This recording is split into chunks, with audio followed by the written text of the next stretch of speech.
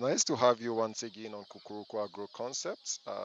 Today we'll be discussing on how to care for chicks with leg deformity. Just as you can see on the screen, this bird was actually harsh and possibly it has deficiency of calcium coming from the parent stock.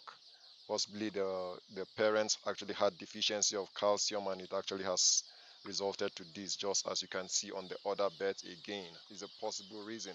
However, what we'll be doing today is caring for these birds to make them survive instead of discarding of them.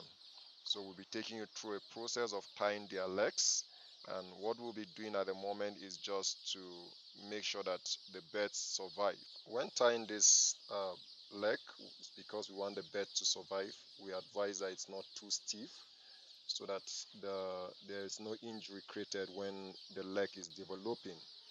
So just as you see us do in the process, the legs of the chick. We are tying the leg of the chick so that the chick will be able to stand. And while tying, we advise that you do a loose tying.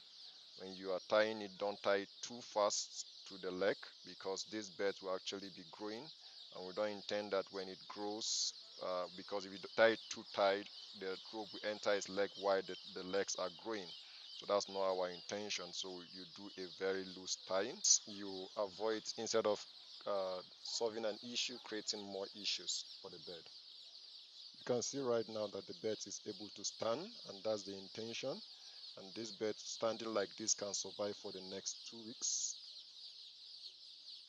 The same thing we're doing to these birds. We're tying the legs, and after tying the legs, it can survive it can be with the rope for the next 2 weeks. After the next 2 weeks, what we advise is that you lose the leg. You can see it's also standing. Yes, it's standing, and that's the intention. You can lose it after 2 weeks. So after 2 weeks, when you lose it, the bird's able to stand on its own without the rope supporting it, which is the intention.